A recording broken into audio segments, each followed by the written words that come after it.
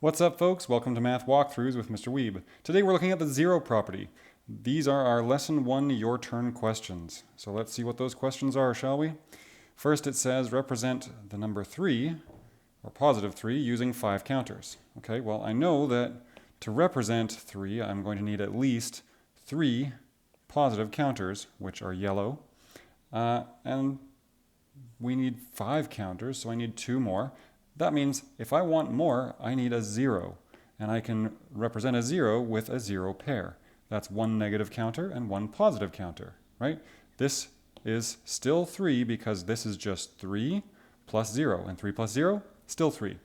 Okay, to represent 3 using 7 counters, we still need those 3 counters, but now we can just have a couple more 0 pairs to make 7 counters.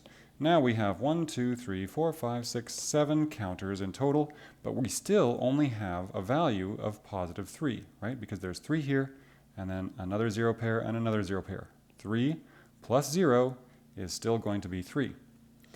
So why can you not use 6 counters to represent 3? I might say something like this. You can't use 6 counters because you need 3 positive integer counters with any number of 0 pairs. Since the zeros only come in pairs, you can't use 3 more counters to make 0. Next we have explain how this picture is a way to show 0. Alright, I'm going to highlight the 0 pairs. So here's a 0 pair, here's a 0 pair, and here's a 0 pair. And I might say something like this. Each of these pairs starts at -1 and adds 1 as shown on the number line. So here we started at -1, just like here. And then we add 1 and get to 0. That's what this does. So when you add those 3 zeros, this is a 0, this is a 0, and this is a 0, you still have 0.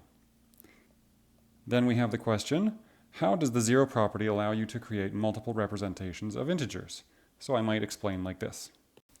I can represent a number by endlessly adding 0 pairs. For example, I can show 1 as 1 positive integer counter, or 1 positive integer counter with another 0 pair, or 1 positive counter with 2 0 pairs, or 1 positive counter with 3 0 pairs, or 1 positive counter with 4 0 pairs, etc., etc.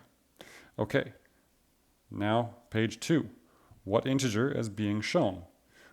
I'm going to do this by just crossing out my 0 pairs. I know that there's a 0 pair, there's a 0 pair, there's a 0 pair, so what are we left with? We've got 1, 2, 3, 4 negatives. That means that this is what's being shown. That's it for today. Thanks for watching.